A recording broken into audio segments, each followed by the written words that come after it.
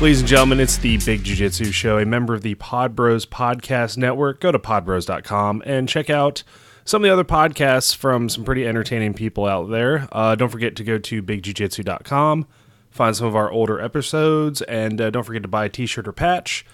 And don't forget to check out our sponsors, Trap and Roll Soap Company, as well as Tape Armor. I'm Rob, and it's just me right now, but I do have a guest with me. So a couple weeks ago, we did an episode, Devin and I, where we talked about law enforcement, military training, and jiu-jitsu. And the person who had suggested that topic for us is actually on the show today. So I have Mr. Randy Wark, who's out of North Carolina, joining us today. So Randy, thanks for coming on, man. Hey, thanks for having me. I really appreciate it. Anytime. So how about you give the listeners a little background about yourself, training, what you do, pretty much just whatever you want, man. Yeah, all right. So my name is Randy Wark. I've been involved in law enforcement for about 10 years. Started out in Virginia first. Grew up in a law enforcement family. My dad was a cop up in New York for about 23 years and retired as a lieutenant. So I've kind of been involved in law enforcement pretty much my entire life. Had a short stint in the military and then got involved in law enforcement in Virginia, ended up transferring to North Carolina where I work now. Teach defensive tactics. I taught it in Virginia, and I continue to teach it here in North Carolina as well. And as an active part of my job, I mean, I've been involved in martial arts for the better part of my life as well. Specifically here recently, jiu-jitsu and Muay Thai. Fought in the cage before, done some submission grappling tournaments. So have a little bit of competitive exposure, but for the last several years, my focus has been mostly on training law enforcement. So you give back, man. I think that's great. So you're taking like, so you said more recently you've been doing Brazilian Jiu-Jitsu and Muay Thai. What did you originally start in? I've trained in a diverse amount of martial arts. I mean, it's been about probably 17 or 18 years worth of training overall. I'm only 30, so it's been a big part of my life. But I've trained in, you name it. I mean, Wing Chun Kung Fu back in the day when I was younger. A little bit of Aikido, some Judo, Kali with the sticks and knives. Boxing back in Buffalo. So, and that's where I'm originally from, is Buffalo. So we had a lot of boxing was kind of popular in the inner city and stuff like that. So had my exposure there as well. But yeah, recently it's been Muay Thai and Jiu-Jitsu for the past 7 or 8 years. So nice. That whole, just like you said, that diverse group of training that you have takes a little bit from everything, especially like you're talking about the Kali with the knife defense and stick fighting and things like that.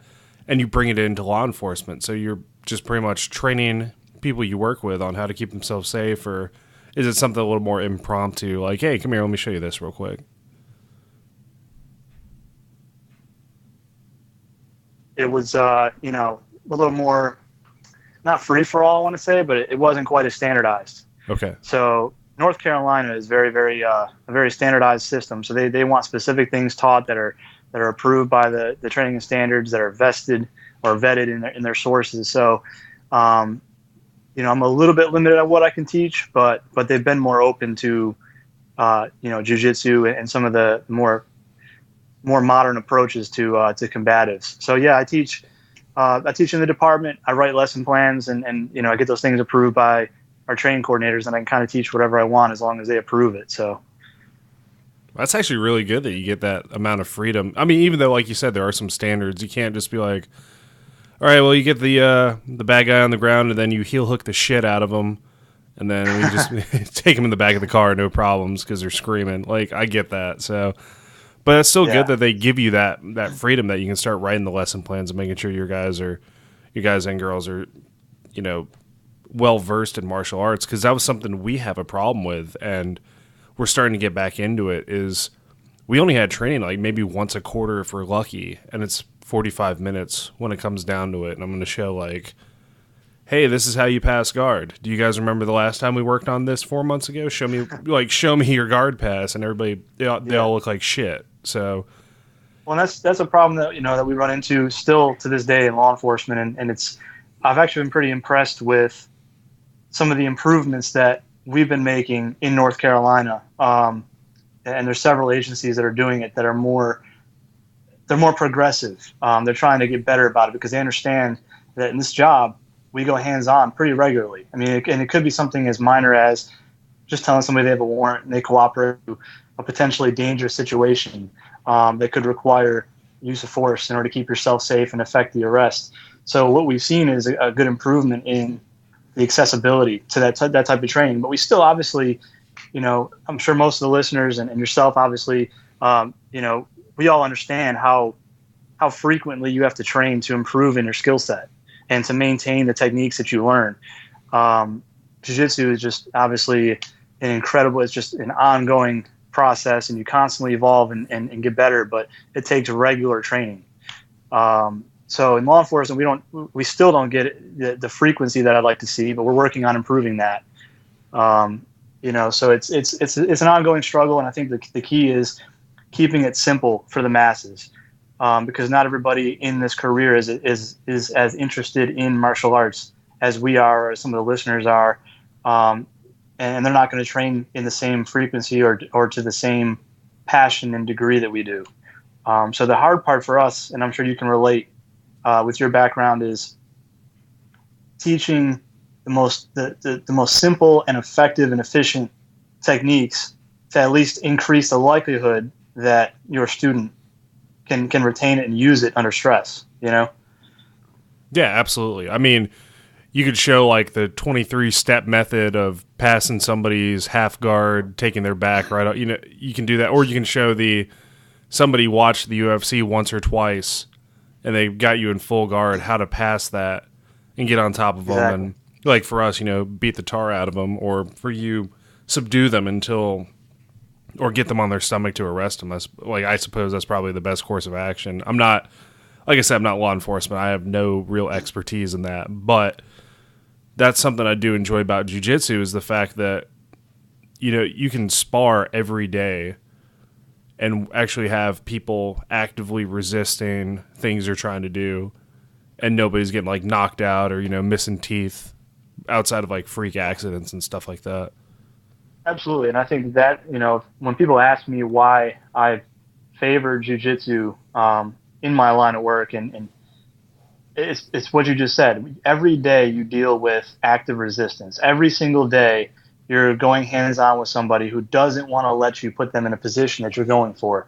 And to have that, obviously you're going to pick up techniques and you're going to improve in your ability to perform jiu-jitsu and things of that nature. But by far, for law enforcement at least, the most valuable piece that you gain from jiu-jitsu is what you just said. You spar at the end of every class, and you apply these techniques against somebody who is trying to apply techniques against you. And it makes you very uncomfortable. I mean, it makes you very comfortable in an otherwise uncomfortable situation, dealing with that stress and that resistance. You know what I mean? Yeah, absolutely. Because it's stressful. Like, as soon as somebody says go, your adrenaline's going to start pumping, especially in a situation where it's not you're facing somebody across the mat. You're trying to stop somebody or trying to get a hold of, like you could be out wanted for killing somebody, or you come up on a scene that you need to subdue the person immediately, and that's way more adrenaline than slap, bump, roll, and go. But it is. It is. And I can actually tell you real quick, man, a quick a war story that just happened, as a matter of fact. Yeah, let's hear about it. So it's just what you said. You never really know for sure who you're encountering or what their intentions are, and I think a lot of people don't understand that and how fast the situation can deteriorate on you. So just last week, as a matter of fact, before I came on vacation, had went over to an area to help out a couple fellow officers who were looking for a guy who just ran on a traffic stop. They don't know why he ran, but he bailed, and they couldn't find him. They'd lost sight of him. So I got sent over there to kind of help out with the outside perimeter, just kind of setting up a perimeter so that we could increase the likelihood of catching him, get K9 out there, do that whole thing. Well, as fate would have it, I ended up having myself in a position where the guy came out of the woods and took off running right in front of me. So it's just one of those things, man. So I jumped out and chased after him, and was able to catch up to him as he stumbled through a little patch of woods. We ended up in the backyard of a residence. And when I grabbed onto him, of course, I was telling him, get on the ground. He didn't want to cooperate. Probably outweighed me by about 30 pounds. I mean, you know me, I'm not a big guy by any means. But I grabbed onto him, and because of jiu-jitsu, because of the, how it is, that the body awareness, you can kind of feel their energy shift. You can kind of feel their weight distribution and how that kind of changes to where instead of trying to get away, and break free and keep running, he started coming toward me, started aggressing against me. I grabbed onto him. I kind of got like a head and arm control on him. It never works as pretty as it does in the gym or anything, but it was Yeah, like a never. half-ass, like, so it was like a little half-ass underhook on the left, and I had my right hand behind his head, cupping his head and arm control, and he started posturing out of that. My intention was to kind of just snap him down, just a real quick snap down, maybe tabletop him, get his back and control him from top, and just kind of isolate it that way. But instead, he kind of exploded out of the grasp that I had and started swinging with his free hand. So I kept my underhook and I threw 3 crisp shots, and he ended up dropping him to the ground, and I fell right into a north-south Kimura. I was able to take him into custody from there. 2 citizens are actually in the backyard. They're having a cookout where I ended up fighting this guy. 2 citizens came over and kind of, offered their assistance and helped to effect the arrest the rest of the way. But, I look at that situation and yeah, you feel like doing the Chuck Liddell Iceman celebration after you drop somebody, but it's jiu-jitsu, and it's the comfort level with resistance and with that confrontation that to me, I mean, I went back to my jiu-jitsu coaches and told them that, hey, look, I thank you because you kept me safe without even knowing it. And that's that. My coach Brian Mingy. Absolutely. First thing I thought of after that whole situation was, hey, striking is one of the pillars of jiu-jitsu, and that's something that he always enforces in our minds is how that can increase the effectiveness of your jiu-jitsu. But that story to me highlights what we're talking about. In jiu-jitsu, you deal with resistance, and you deal with being in bad positions, in bad places, and learning how to control yourself and still be effective from there. So it's crucial.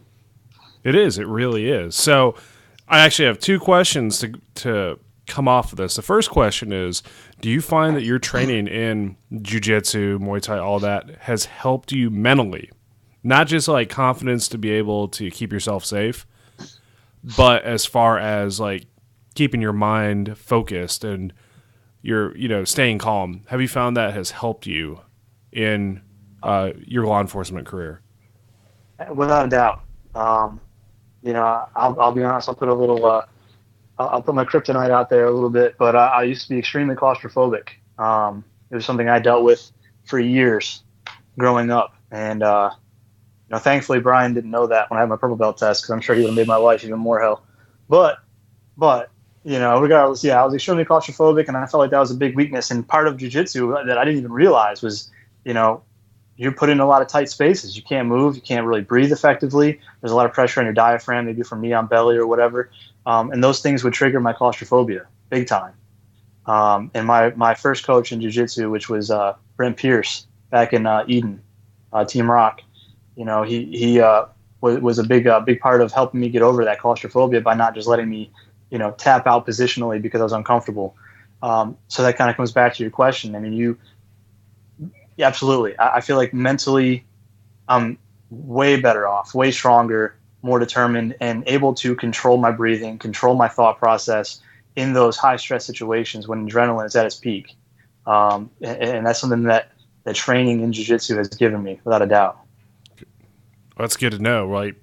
Seriously, like to me, it seems jiu-jitsu is more of like a mental exercise. Granted, you need to be able to, I guess, maybe do like a push-up, maybe even a sit-up to really like get into the jiu-jitsu thing. But I think it's more of a mental game as well. Like you said, you're fighting off all these bad positions, and you go to a bad place, and you're just like, nah, it'd be easier if I just fucking tap and I don't have to deal with this person on top of me. But if you're training for self-defense, as opposed to, well, I got IBJJF Worlds coming up, I need to work on my worm guard defense. Like that, right. That type of shit it's a little more important, I think. And, like you said, it keeps you calm. And then when it comes to the time where you actually have to use it to keep yourself or somebody else safe, it's there and you know what you're doing. Yeah, there's an element, of course, and this, there's an element of muscle memory too. So we drill these techniques in the beginning of class, and I think, if there's anything I learned from, I used to train at Gracie Raleigh with Jason Wingate and Brandon Garner and those guys, and if there's anything I learned from them is that with their drill to kill, as they call it, is the importance of drilling. And we've been doing a lot more of that with Brad Acosta and his approach to training. And there's a lot of drilling. And drilling, I think, is important because it develops that muscle memory and that seamless connection. So, you're in those high stress situations, and without thought, you end up finding yourself, so to speak, in these better positions. And it's not really finding yourself there. It's just you've got it as part of your instincts now. So that's another thing that jiu-jitsu gives you. But additionally, yeah, it makes you stronger mentally, dealing with that adversity day in, day out. And one thing I've been doing here recently, to be honest with you, you talk about sport jiu-jitsu, and it's, hey, I mean, it's a blast. It's a fun system. You know, you want to get better. You want to start tapping your teammates and everything, and they're playing the sport game. But being a law enforcement officer, I have to remember to keep things in perspective. So it's not that I neglect the sport game, but I've got to keep it in perspective. And the way I do that is forcefully put myself against that spazzy white belt that nobody wants to roll with, you know? Yeah. Because let's face it, the way you apply your jiu-jitsu is completely different for that spazzy white belt. Put myself against bigger guys in bad positions, put myself on the bottom willingly, have to fight my way out, because what you find is a lot of that sport stuff goes out the window. And it's the basics that are going to win you the fight. They're going to put you in a better spot. And I still train the sport stuff and I improve on that, but you have to make sure that you balance your training out, especially when your job is fighting, you know? No, I agree 100% with that, because we do joke about it on here, and there's always going to be that argument of, is it going to be, is there a big difference between sports and self-defense, or a jiu-jitsu for self-defense? And I think there is a lot of overlap between the two of them. But like you said, something that I try to do myself is, if it's new people, like the spazzy white belt or whatever, I don't shy away from that, because that's, to me, is kind of like the measuring stick of how my jiu-jitsu holds up in either like a real life situation, or, you know, like maybe even like a competition aspect, because, you know, white belts will do shit you've never seen before. Yeah. which yeah. is like, oh shit, I didn't know that worked. So, but Well, and it's that rigidness too. You know what I mean? Yeah. So you feel when you go against somebody that's a white. Well, let me go backward. If you go against a higher belt, right? We kind of learn how to relax and not, you know, squeeze the shit out of a grip, Yeah. you know, or hyperextend our elbows to maintain distance, and all these things that you see with some of the newer people that haven't quite learned to chill yet. And what you're going to find when you deal with somebody in the street is that they have no knowledge of how to relax in a real encounter. So you're going to have that explosiveness, that herky-jerky movement, that, you know, that overall just that real strong grip, and everything is out-muscled and everything else. And you've got to learn how to weather the storm in order to apply your techniques effectively, you know? No, you're right. You're absolutely right. And, you know, for those of you who have been around, or even just the white belts, like you say, you work on being relaxed, you work on your movement, and you're good to go. So that leads me, like, not even into my next question. It's kind of one I was thinking about as you told your story. So let's say, for instance, I'm back in the States. You know, I'm at my buddy's house, backyard. All of a sudden, this cop takes down this dude in the backyard. What can I do to help? Like, I know that's kind of like a weird situation. Like, it's not something you expect, but there are times I've just like walked outside. I'm like, oh shit, somebody's getting arrested. Wow. But Yeah. like, as a law enforcement, you know, professional, what is it? Do you like, or are you thankful for people stepping in to help, or like, is it easier just for us to stay back? Like, what's ideal for you? It's kind of a tough question to answer, just because, you know, situations are so different. Every situation is unique. I will say that in my encounter, I felt like those citizens did it perfectly. I mean, they did it absolutely the way I'd want them to do it. They announced their presence. They approached me with their hands up, palms facing me, so I knew they weren't a threat.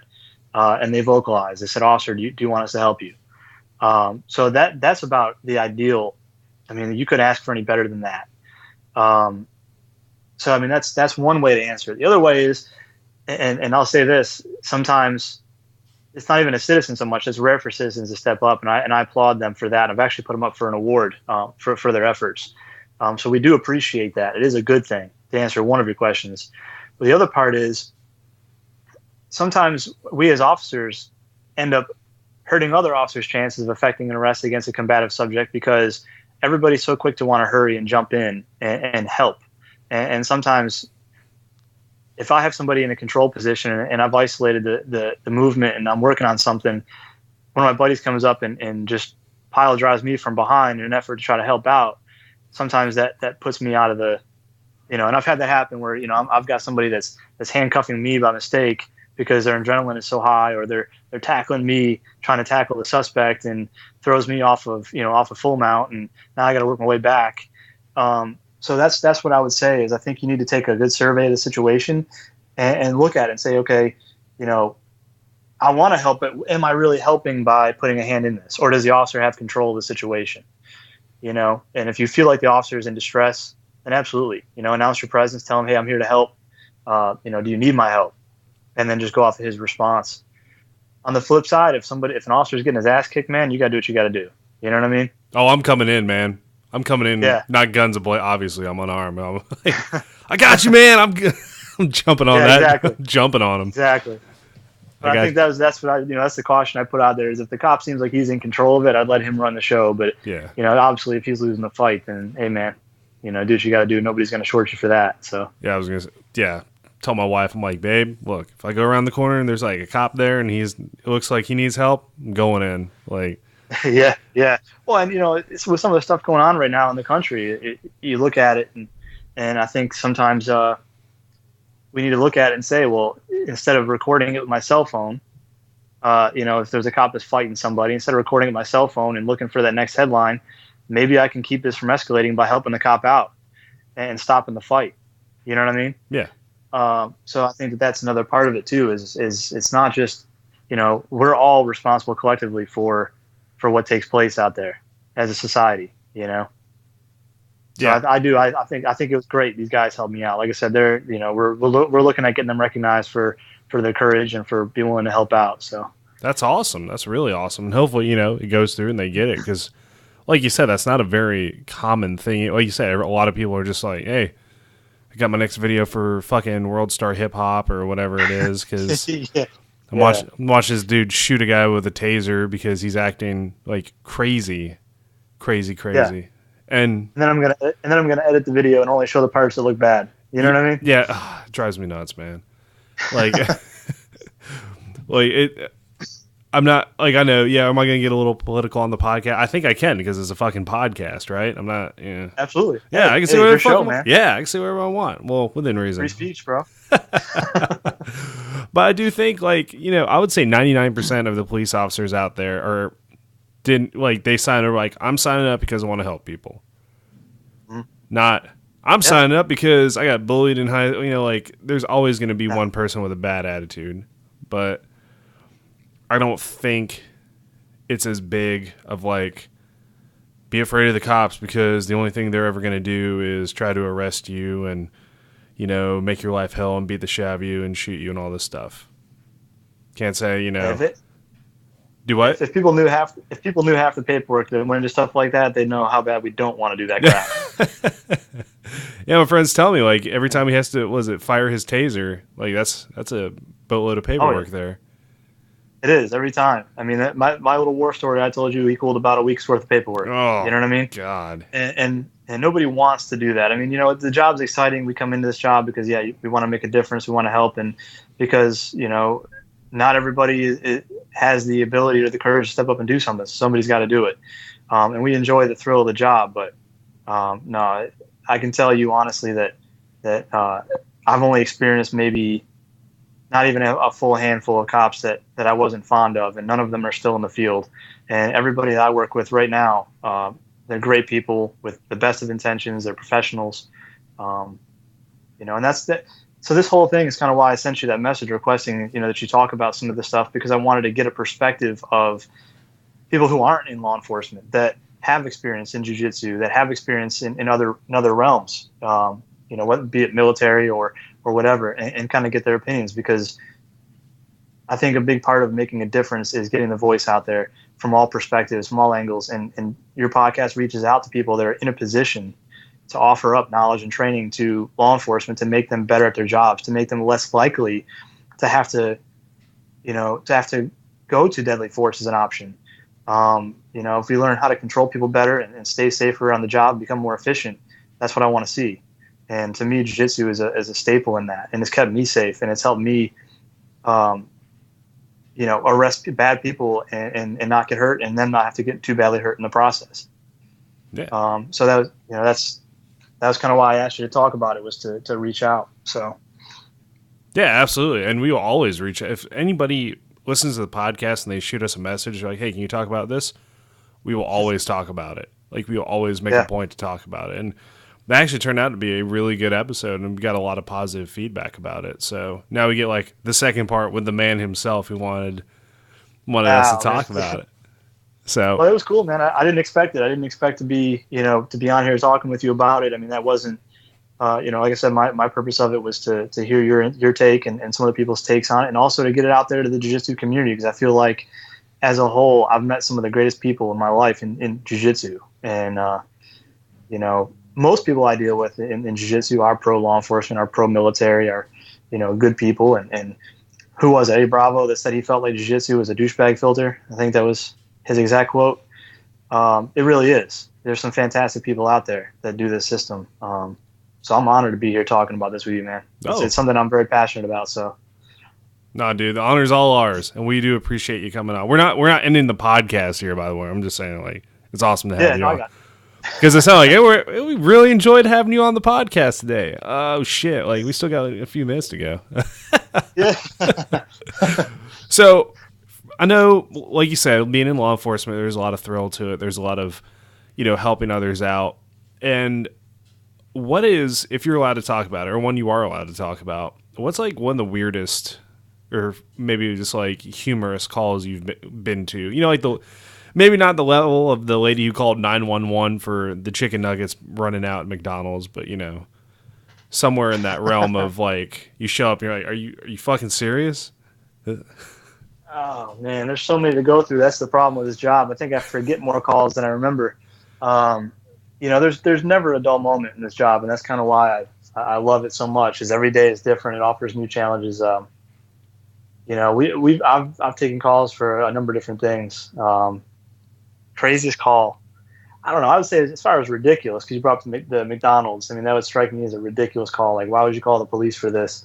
I've received a call one time for a lady that said that she had a raccoon in the tree outside of her house, and it kept staring in her window, and she was uncomfortable with the experience. And our response was, well, the raccoon lives in the tree. That's kind of what he's supposed to do. You know what I mean? Like, we get calls like that all the time, and that's a poor example. I'm sure once I get off here, I'll think, oh, I should have told that story.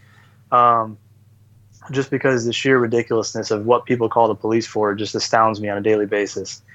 But that's part of it, it's protect and serve. So occasionally you got to serve some crazy wild people. And part of it is being able to kind of ad lib and kind of figure your way through it. But that's the one that strikes my mind right now. Yeah, raccoon in a tree staring in your window. It doesn't sound like something you call 911 for typically, but you didn't bring them up on like peeping Tom charges or anything like that, did you? I didn't, man. I didn't. That's good. He ran faster than I could. So. he just wants to live in a tree and eat trash. Let him do his thing. My thing is, hey, it's raining outside. Why don't you let him inside? You think for yourself, or I mean, come on. Just kick over your trash can, open up the door. He can figure out the rest. He just follows it. Yeah.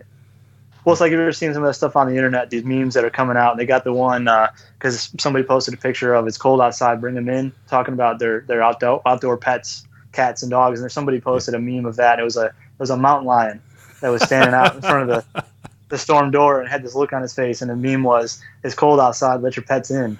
It's kind of the whole thing. Like, open the door and let that raccoon inside if you're so worried about it. You know what I mean? Yeah, hell yeah. I don't know how well that'd go over because, they can, like, claw into shit. And I think I saw a video online of somebody who let a raccoon in. They just ended up getting in their cabinets and fucking everything up because all their cabinets were connected. But I like the one with the raccoon that steals the cat food. You ever seen that one? Oh, he's like on 2 feet, isn't he? He just walks over. He just takes a handful. He takes a little scoop and runs off with it.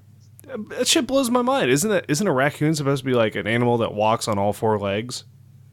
I don't know, man. I mean, I saw larceny. That's all I saw. Somebody needed to call the cops on that. So what I would be within my right to call and say, hey, look, there's this raccoon stealing my pet's food, and he's walking like a human, and he's wearing a mask. Hey, somebody would call that in as a suspicious subject. I'm telling you, it would come in. It would come in. It reminds me of, so we were doing when we were in Iraq, we had somebody call in. these two terrorists were hiding, or insurgents or whatever you want to call them, were hiding in a bush, right? Saw it plain as day, hiding in a bush, right? They're just hanging out in there, and we're sitting there, we're just watching it. And they're like, hey, there are two of them. They're in this bush. Like, I see movement. There's all sorts of shit going on in there. So they call a couple of Apaches in, and we're sitting there, and they're like trying to determine whether or not what to do. And then you see like this giant flock of birds just leave the bush. So yeah, that's a complete overkill. You got the Apache out there, everything else. They didn't fire on him. I'm like, dude, we just wasted 4 fucking hours on this bush, man, trying to figure it out. Like, could have shot at it. Man. I'm glad to see it happens to you guys too. It's not just us, man. Oh yeah, our time gets wasted a lot too. Like just for like ridiculous shit. Like oh man, I'm trying to think some other. Scared the shit out of this poor guy. Thought he was like moving weapons from like hidden caches on the side of the road back into his car. So they sent out a striker to stop him. And poor dude, like it turned out his car kept overheating, so he's running down to the creek that was running along the road, getting like a bucket full of water, running back, like holding his arms out, and then like dumping it on the engine. He was doing this like every 10 minutes.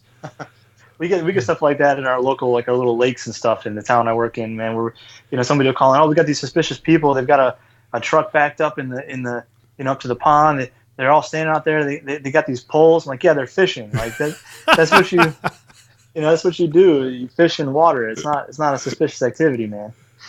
By far my favorite though is always when we're out there directing traffic. We'll have some major traffic accident, and one of us will be out there directing traffic. Which you ask any cop, and that is the most miserable place to be. Nobody likes it. Everybody hates that. It's probably my least favorite part of the job, is standing out there directing traffic, and.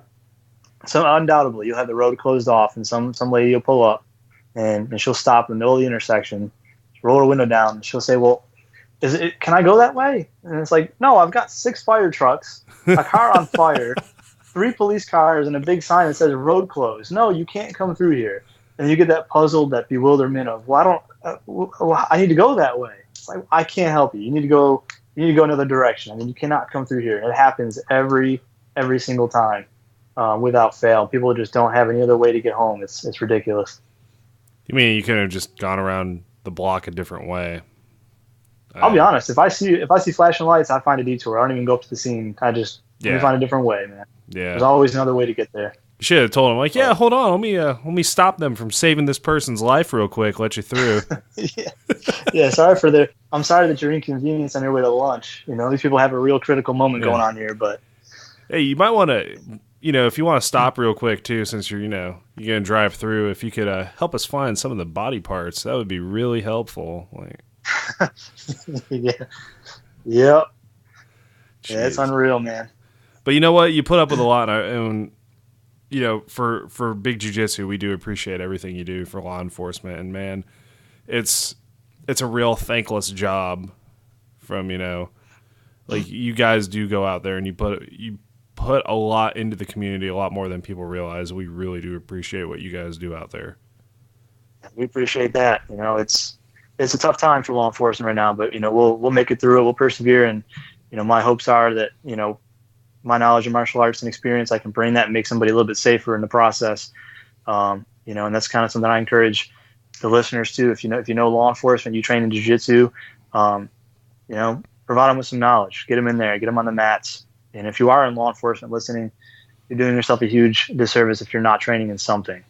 You can't put a price tag on your safety and come home to your family. And jiu-jitsu is humongous. It has literally saved my life before, with this profession. So I appreciate the opportunity to get on here and kind of talk about that and highlight some issues and joke around a little bit. But yeah, I appreciate that support, man. Anytime, man. So before we head out, though, is there any shout outs you want to give to the listeners, to people that you train with, anybody? Floor is yours. There's so many. I've been fortunate throughout my exposure to law enforcement and martial arts to have had a lot of people that have stepped up and helped me out. I mean, my coach, obviously, Brian Mingy, Brad Costa, Neil Weaver, Brent Pierce back in the day when I was in Eden training up there, I've had countless people, of course, my father, get me into law enforcement and kind of watch my back in that regard. All my brothers in blue and sisters in blue, military, everybody. I mean, I just appreciate everybody that does what they do. And, so shout outs, that's probably about the extent of it. I know I'm forgetting a bunch of people, but hopefully I kind of included them all in one lump sum with some of those things. But all my training partners, everybody that I ever roll with and train with, or anybody that I've ever fought in the cage, or anybody that I've ever sparred with, everybody's had their hand in making me safer and more effective, and in turn have helped other law enforcement officers become safe, because I've been able to kind of help them out in teaching and sharing some of that experience with them. So I appreciate everybody, and I appreciate you guys for your support too. So anytime, man. And anytime you have any more questions or topics you want us to cover, or even jump back on, just let us know and we'll get you back on here. Hey, I'll come on anytime. Hell yes. So, ladies and gentlemen, once again, this has been the Big Jiu-Jitsu Show, a member of the Pod Bros Podcast Network. Don't forget to go to podbros.com and listen to some of the other podcasts you might be interested in. And don't forget to go to bigjujitsu.com, buy some t-shirts, buy some patches, maybe even get a new t-shirt, which, well, who the hell knows when it's going to come out, but we'll just say there's going to be one eventually. And don't forget to check out our sponsors, Trap and Roll Soap Company and Tape Armor. I'm Rob, and we'll catch you guys next time.